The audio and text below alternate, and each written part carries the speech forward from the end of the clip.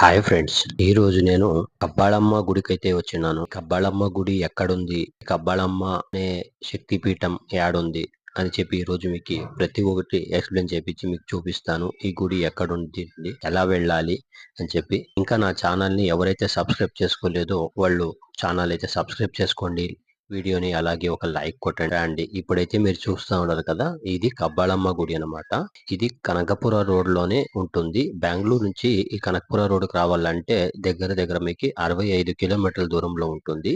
చాలా అద్భుతంగా ఉంటుంది ఈ కబ్బాళమ్మ గుడి. అయితే చాలా పవర్ఫుల్ అయిన గుడి కూడా. మన ఇండియాలో ఉన్న శక్తి పీఠాల్లో ఇది కూడా ఒకటి. శక్తి స్వరూపిణిగా, గ్రామ దేవతగా, భక్తులు కోరికలు తీర్చే తల్లిగా ఇక్కడ పూజిస్తారు. చాలా పూజలైతే ఇక్కడ జరుగుతాయి. చాలా మంది అయితే భక్తులు రోజు రోజుకి ఇక్కడ ఎక్కువ అయితేనే ఉంటారు. అంత పవర్ఫుల్ అయిన దేవుడు. ఇక్కడ మనము ఏదే కోరుకున్నా కూడా మనకి 100% అది మనకి జరుగుతుంది అని చాలా మందికి కూడా నమ్మకం ఉంది. ఈ గుడి చాలా పాత గుడి ఇది.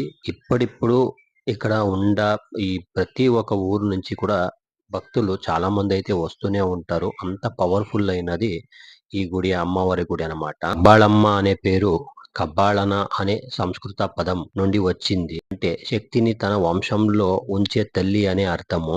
ఈ గుడి చాలా పురాతనమైన గుడి. ఇక్కడ మొదటి పూజగా జరిగింది సైనికులు ఉన్నప్పుడు. ఆ సైనికులు ఈ గుడిలో వచ్చి అమ్మవారి దగ్గర పూజించి వాళ్ళు యుద్ధాలనైతే చేసేదానికి వెళ్తుంటారని చెప్పి ఇప్పటి కూడా ఆ కథలైతే వింటూనే ఉన్నాము. అంత పవర్ఫుల్ అయిన శక్తివంతమైన అమ్మవారి గుడి కబ్బాళమ్మ. అమ్మవారు సరస్వతి దేవి అవతారం అని శత్రువులను జయించి గ్రామాన్ని రక్షించి శక్తి పూజిస్తారు. ఇక్కడ అమ్మవారి విగ్రహము శిలామయ రూపంలో ఉంది. ముఖ కవళికలో ఉగ్ర రూపంలో కనిపిస్తుంది.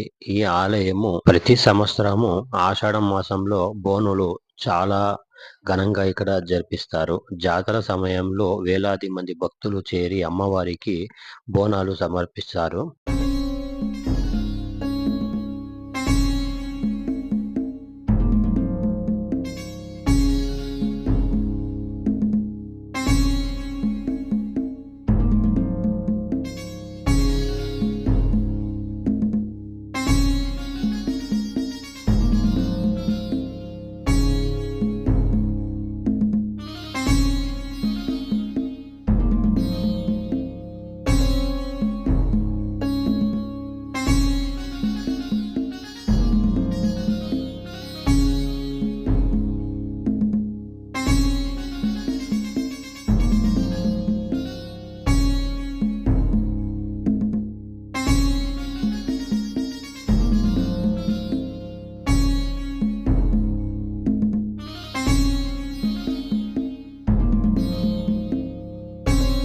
ఇక్కడ చూడొచ్చు.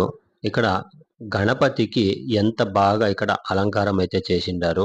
ఇక్కడ చూసేదానికి పైన కింద మాత్రము ఒక డిఫరెంట్ గా వాళ్ళు అలంకారం చేసిండారు. చాలా మంది అయితే ఈ గుడికి వచ్చినోళ్ళు వాళ్ళ దృష్టినంతా తీసుకోవాలని ఇక్కడ బయట గుడి బయటకు వస్తే వాళ్ళకి దృష్టి తీసుకోవాలని కూడా ఇక్కడ దృష్టి కూడా తీస్తారు. కొంతమంది అయితే ఇక్కడ వాళ్ళకి ఏదైనా అనుకునుంది కరెక్ట్ గా జరిగింది అని అనుకుంటే అమ్మవారికి బలి కూడా ఇస్తారు.